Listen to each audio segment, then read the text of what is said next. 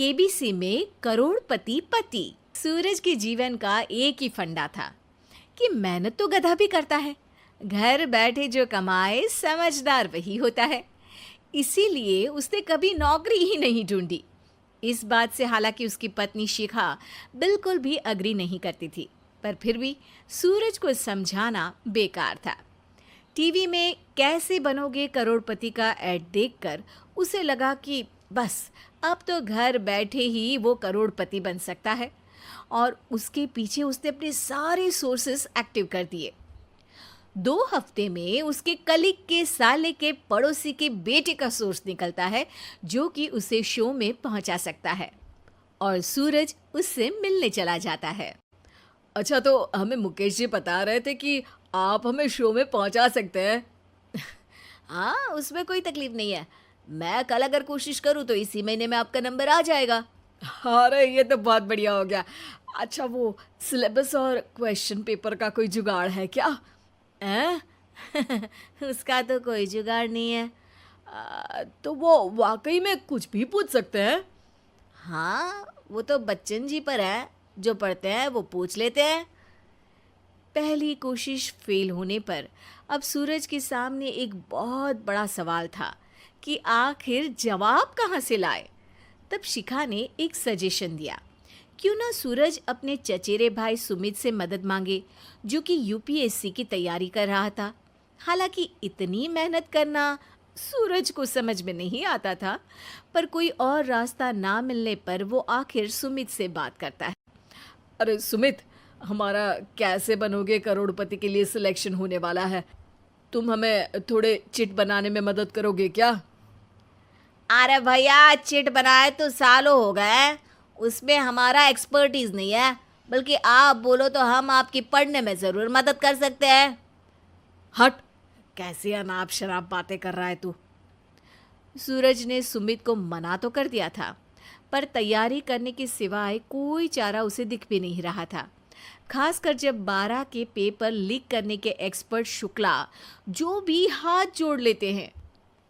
आखिर सूरज को सुमित के पास जाना ही पड़ा, और उसने सुमित और शिखा से वादा किया कि वो बहुत मेहनत करेगा।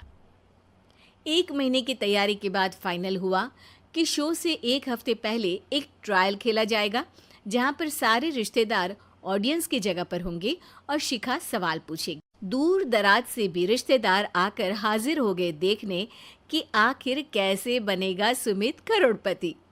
सब कुछ सेट था, और इतने में सूरज आकर अपना स्पीच देता है। ये 1 महीना मेरे लिए आसान नहीं था, पर अपने भाई सुमित और अपनी पत्नी शिखा की मदद से मैं इतनी दूर पहुंच पाया हूँ। मेरे मम्मी पापा के आशीर्वाद ने भी बहुत साथ दिया है मेरा। मैं उम्मीद करता हूँ कि आज के शो में आप लोगों को बहुत मज़ा आएगा। साक्षी पहला सवाल पूछती है और पूरे कमरे में सन्नाटा छा जाता है। इंडिया में कितने स्टेट्स हैं? 3, सॉलिड, लिक्विड और गैस। अरे रुकिए, तो ऑप्शंस तो देने दीजिए। इतने में 5वीं कक्षा का चिंटू बोल उठता है। अरे क्या मामा, आप तो पहले सवाल पर ही आउट हो गए। अरे बेटा, पहला सवाल तो ट्रायल होता है ना। अरे तुम अब देखना। देखने जैसी बात तो थी ही। सूरज को इतना शांत किसी ने नहीं देखा था। कभी कभी तो लगता था मानो सूरज आंख खोलकर ही सो गया हो। मामा जल्दी करो प्लीज, कल सुबह पनवेल भी तो निकलना है। अरे हट, कंसंट्रेट करने दे मुझे। 3 सवाल में 3 लाइफलाइन खत्म हो चुकी थी, और अब चौथे सवाल पर भी सूरज का मौन नहीं टूटा। पर सूरज अभी भी हार मानने को तैयार नहीं था। उधर हर कोई सूरज को छोड़ सुमित को देख रहे थे। आखिर सुमित ने ही तो पढ़ाया था सूरज को। गजब बेइज्जती है यार। अरे बेटा, तो बाप का, दादा का, भाई का, सबका नाम बुड़वाएगा।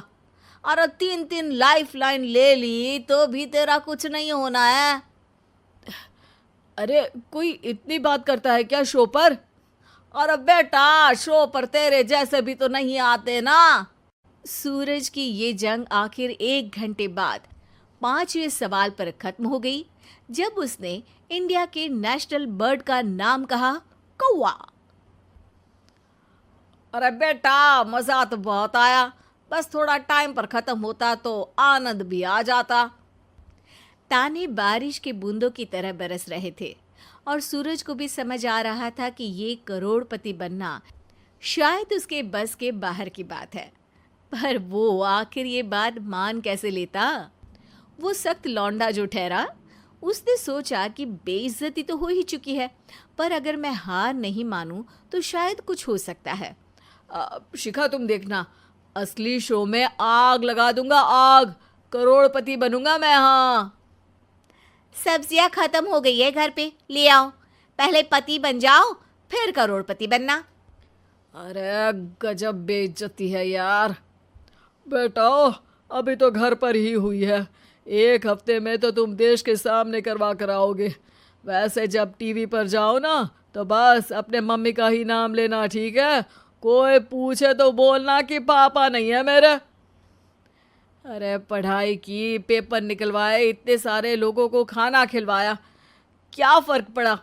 इसीलिए मैं कहता हूँ कि मेहनत तो गधा भी करता है, घर बैठे जो कमाए वही सिकंदर।